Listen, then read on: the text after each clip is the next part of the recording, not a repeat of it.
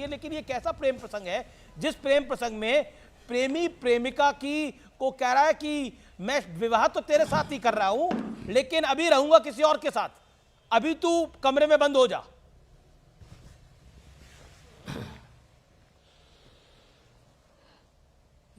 अमीश देवगन, ये सब जो बातें हो रही हैं, ये बातें करने में अच्छी लगती हैं, लेकिन इसको मैं अगर सीधे सीधे कहूँ तो ये एक राजनीतिक दल का दिवालियापन है। और ये कांग्रेस पार्टी के नेताओं का अकल का भट्टा बैठ गया है। कांग्रेस की बर्बादी का जो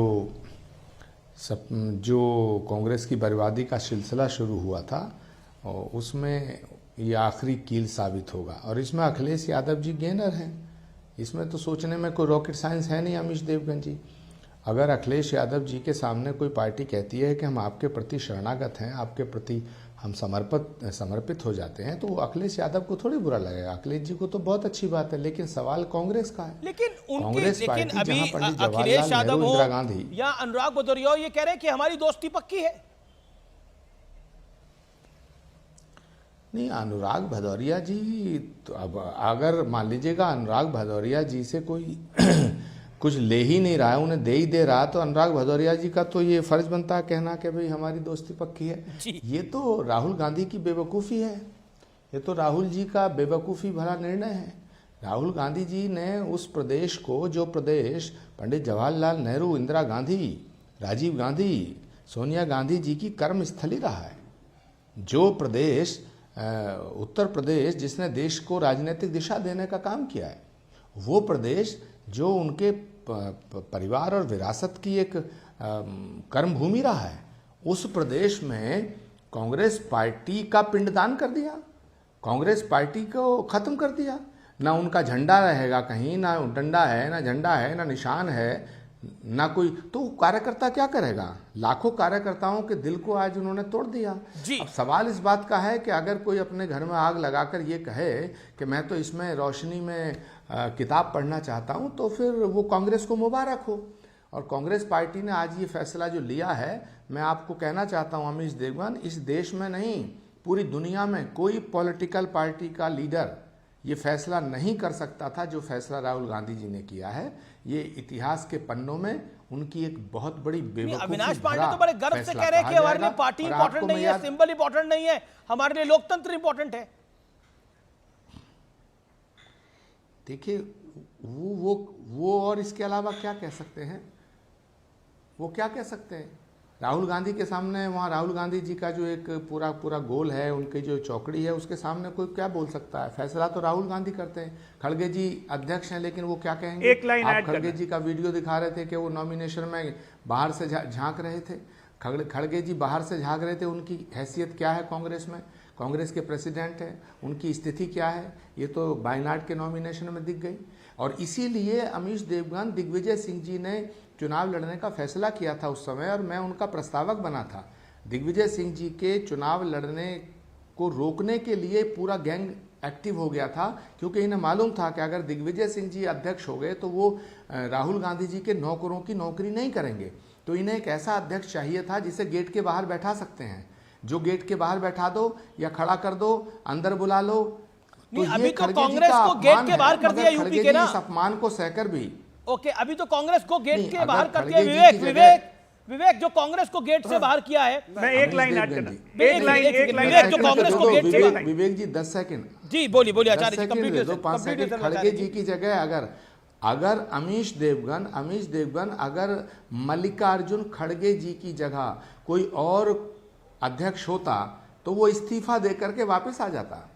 लेकिन खड़गे जी का जो अपमान हुआ है, उसे अपमान को सहकर भी वो वहाँ है। तो ये कांग्रेस पार्टी के राष्ट्रीय अध्यक्ष को मुबारक हो। लेकिन जो उत्तर प्रदेश के करोड़ों कार्यकर्ताओं का आज दिल टूटा है और उनको जबरदस्ती समाजवादी पार्टी के प्रति नतमस्तक होने का फैसला सुनाया गया है, इसको इतिहास में बेवकूफ़ी भरा फैसला ये दर्ज होगा।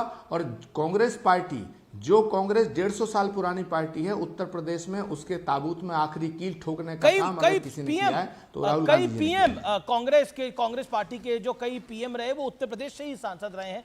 ओके विवेक, ये जो कांग्रेस को दरवाजे से बाहर कर दिया गया है उत्तर प्रदेश के?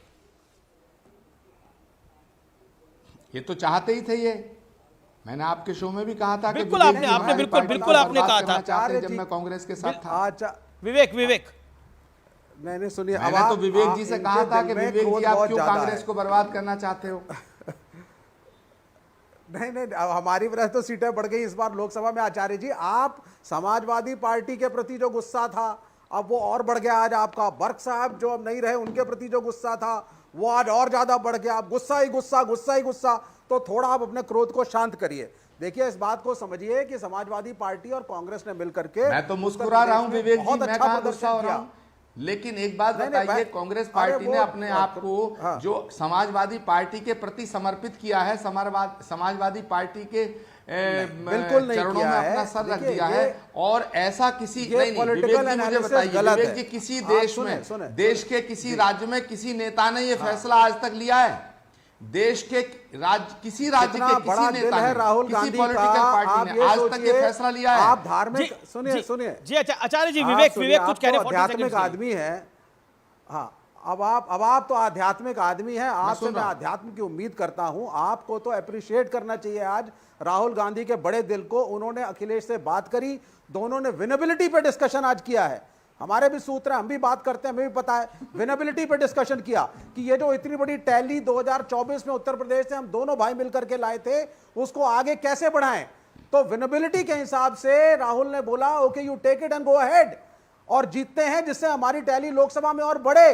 आप बार बार जो बयान आ रहे हैं दोनों तरफ से उसको सुन नहीं रहे हैं। वो कह रहे बाबा तुम जीतो हम जीते, ये इंपॉर्टेंट नहीं है, बीजेपी के खिलाफ टैली कैसे बढ़ेगी ये इंपॉर्टेंट है।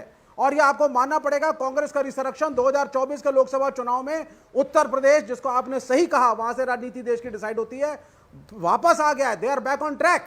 तो ये एक आध कदम पीछे रखने को अगर आप ये सोच रहे हैं कि कांग्रेस ने सरेंडर कर दिया, ये गलत सोच है। तो कांग्रेस हरियाणा में फिर आप भी महाराष्ट्र आरोप में लगाते दिखा दे हैं उद्धव कि ठाकरे को साहब तो ने सीएम नहीं गठबंधन मान किया। रहे। तो जब अखिलेश के नहीं, जैसा आप बोला, सुनिए, जैसे सुनिए, सपा के महाराष्ट्र आगे में- सरेंडर कराए, वैसे उद्धव ठाकरे को सीएम पद का उम्मीदवार घोषित कर दे। इसको देखिए ओके, पहले एक तो सेकंड। अच्छा आचार्य जी, surrender then शब्द संजय सही नहीं गुप्ता। है। Sanjay Gupta also has a demand. हाँ। आचार्य Amit ji, make your point. Amit ji, जो विवेक श्रीवास्तव बोल रहे हैं, जो विवेक श्रीवास्तव कह रहे हैं, मैं उन्हीं की बात मान लेता हूं। तो फिर मैं ये कह रहा हूं कि जब आप ये कह रहे हैं तो फिर ये जो दफ्तर खोल रखा है इसे बंद कर दो, कांग्रेस पार्टी का मर्जर कर दो।